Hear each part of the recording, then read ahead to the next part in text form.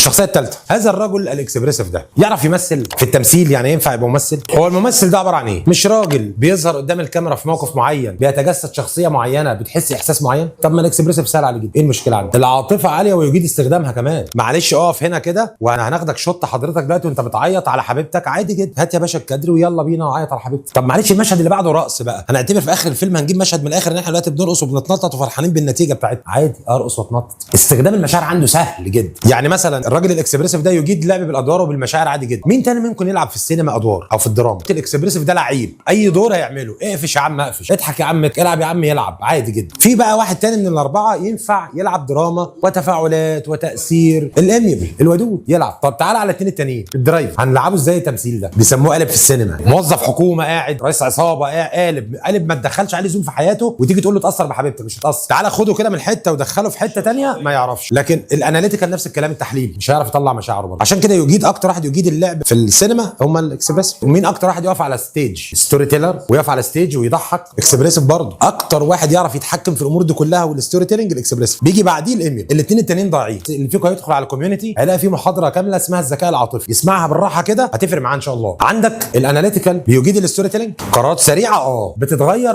بيرجع في كلامه يعني عادي جدا. مودي زياده جدا. الايجو بتاعه والتفاخر بنفسه عالي، احساسه بالذات عالي جدا، سيلف ستيم، حاسس بنفسه وحاسس بانجازاته فدايما يتكلم عن نفسه. ايه تاني؟ هو في العادي قراره من دماغه. يعني مثلا انت بتعمل معاه ايس بريك وبتحكي وتاخد وتدي معاه عشان تاثر فيه ويجاملك يعني فيديك اوردر، هو فاهم اللي بيحصل ده كله وذكي جدا ومخه شغال، ولكن هو ممكن يتاثر بالناس التانيه علشان هو شخصيه كومبيتنج. يعني ايه كومبيتنج؟ كومبيتنج يعني تنافسي. فلو حد اقوى منه او اعلى منه جايب حاجه يبدا يبص لها. يعني مثلا مصنع بيتعامل بالسيستم الفلاني يقول لك هو انا اقل منه، شوف بدا يعمل ايه، بدا يقارن نفسه بالناس التانيه. فعشان هو تنافسي فالحته دي عاليه جدا عنده. اول حاجه الراجل ده اللي هو الاكسبريسيف بيركز على الجزء بتاع الانوفيشن، الاحلام، الخيال، الكلام كتير عن المستقبل، بيحب الافكار الجديده جدا. اكتر واحد في الاربعه لعيب سياسه لسبب بسيط، ان المشاعر عنده مش زي الودود، مشاعر فطريه بيديها لكل الناس، هو مشاعر خاضعه ليه، هو يعرف يتحكم فيها. عندك كمان مش روتيني خالص ويكره النظام، عشوائي. يعني مش النوع اللي يحط كل فايل في حته والفايلات كده متقسمه والورقه منظمه، لا لا لا، ده عشوائي خالص في الحته دي. عكس مين؟ عكس الاناليتيكال منظم جدا. سيك ستيم دايما